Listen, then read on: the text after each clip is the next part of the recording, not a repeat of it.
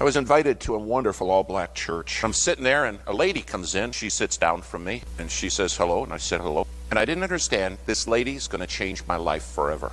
I will leave that service wanting to be like her. She turned to me, and she said, "What are you doing here, white boy?"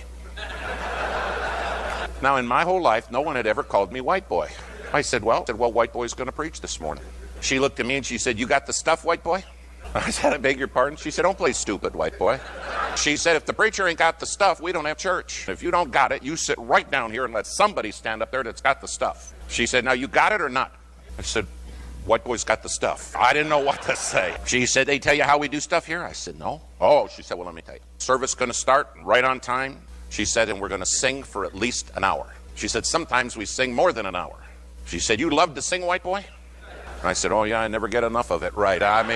She says, "After we're done singing, we have testimonies." She said, "People talk about stuff they've been delivered from." She said, "Man, sometimes they stand up and, man, they confess crimes they've done. It's good." And she said, "Man, when they confess a crime, we take them right down to the jail and turn them in." She said, "You've not done any crimes, have you, white boy?" And I thought, none that I'm talking about this morning, no. She said, "After that, we take the offering." She said, "You love to give, don't you?" And I'm thinking, I don't know what's in my pocket, but it's all going in this morning, man. She said, "Then comes the preaching." She said, "You hear me, white boy? We didn't come to get out. We come to go to church." She said, "If you come to get out, just best you not come." What an insult to God. She said, "Whatever stuff you got, make sure we get it, and don't cut it short." She said, "Now, could you do me a favor, white boy?" I said, "Sure." She said, "Could you move over?" I said, "Okay, somebody else coming?" She said, "No."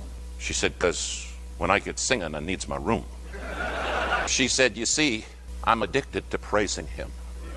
She said, "I don't like it. I adore it." She said, "It's the passion of my life, praising him."